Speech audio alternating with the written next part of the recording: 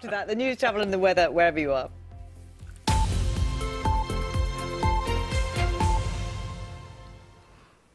Good morning, I'm Anjana Gadgil. New mass vaccination centres are opening here in the south this morning as the COVID jab rollout continues. Oxford's Cassam Stadium becomes the first large-scale centre for Oxfordshire, Buckinghamshire and West Berkshire.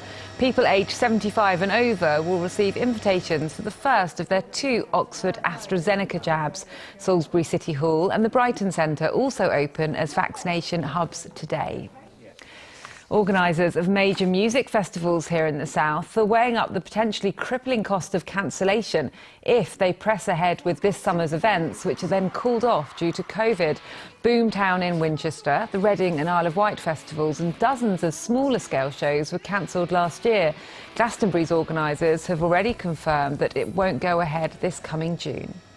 There's a lot of things that we have to think about, such as artists coming in from abroad, but also other places within the country that may go into localised lockdown in the summer. So we're having to kind of like think of the worst case scenario and then plan back from there. There's just a huge amount to consider because obviously safety comes absolutely first. A charity in Southampton is calling on workers who've been furloughed to help support people who are lonely. Communicare needs volunteers to staff its telephone service and says coming forward won't impact on furlough payments. Vulnerable people, such as those who live alone, can opt to receive regular phone calls. The charity says demand's increasing. People are on their own all the year round, aren't they? And they have been since the year dot. Some of them have got family input. An awful lot haven't, unfortunately. They haven't got any family around about. And I feel as if I'm somebody that I will listen. If they've got something that they want to get off their chest, I will listen to them.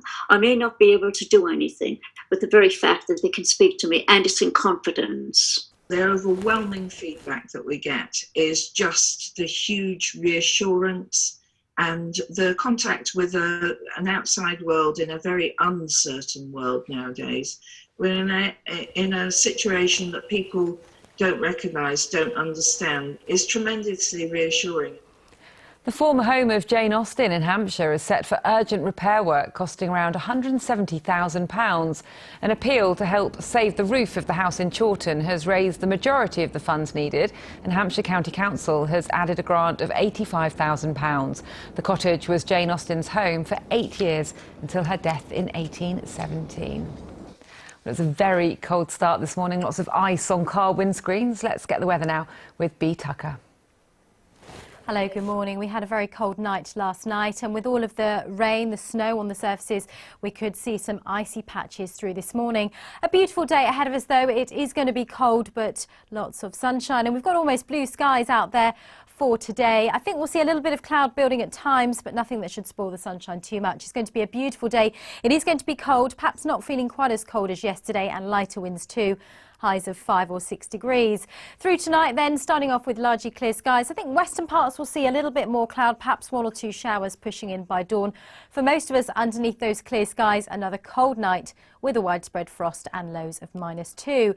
Tuesday, a bit of a change on the way. The cloud will thicken up from the west, and with it we'll see a band of rain pushing in too. So it will turn wetter and windier, but also milder, gradually temperatures climbing with highs of 7 degrees.